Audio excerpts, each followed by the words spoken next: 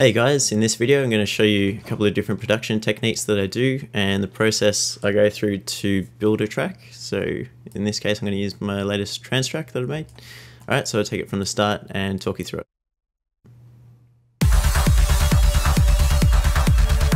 So for this track I wanted a very driving sort of feel, so I used a bass line with simple 3-note thing going on, and it's made up of 3 different layers.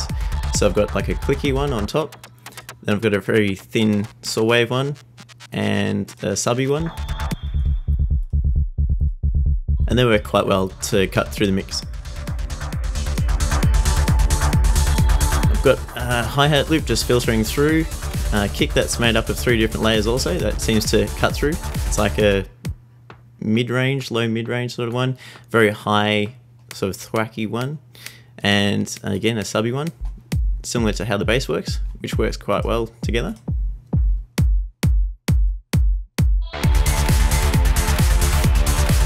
And I've got vocal percussion.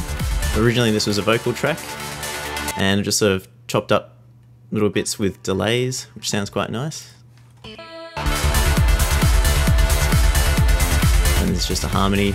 I had to do a fair bit of auto tuning to fix it up, but it works pretty well, I think.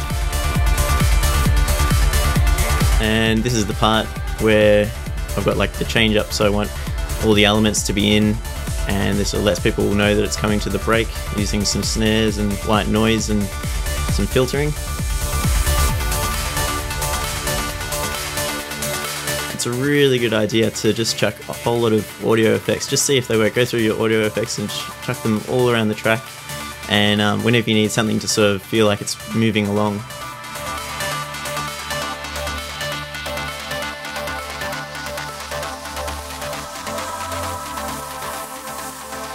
Everything is filtering down.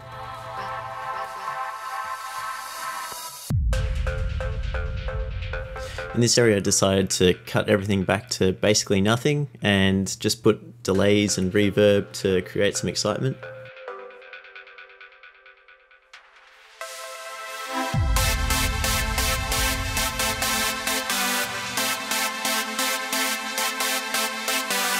The usual hands in the air part for trance.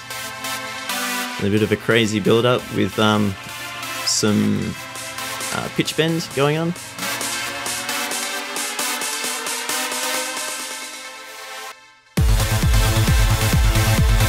And then again, it's a good idea just to chuck effects to accentuate when the beat kicks in. Pretty simple stuff here, just the chords playing along and the bass line just following simple downward sort of structure. And then the chords played on an octave up. And they're sort of got their own reverbs, I think, attached. Yep. And sidechain compression. What's interesting is the saw wave, this one right here, actually adds heaps of body. It's really empty without it, so I'll take it out now. It sounds so empty, so that's pretty interesting. That's around like 300 to 500 hertz, I think.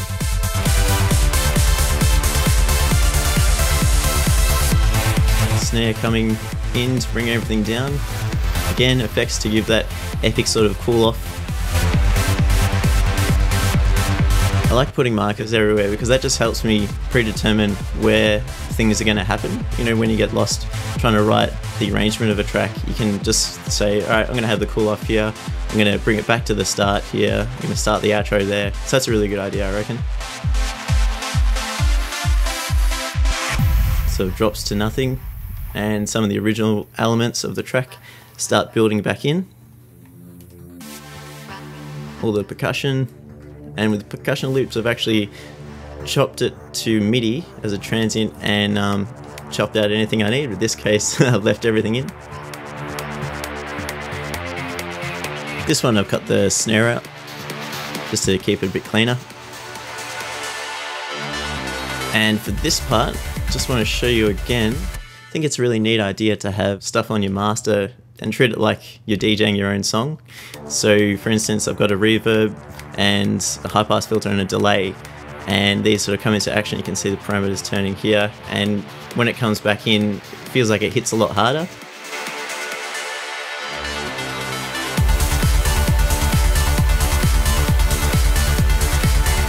And all the elements back in, similar to my first section.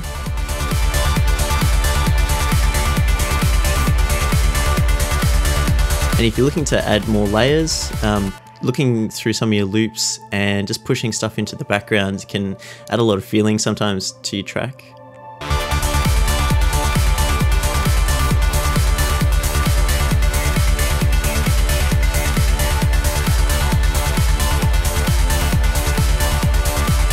I've got two arps sort of fading between each other, playing different melodies, which is really nice working together.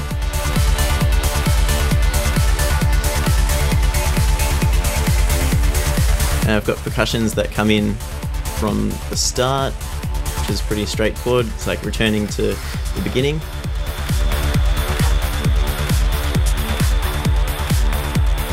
And at this stage it's just cooling off for the DJ to mix into the next track.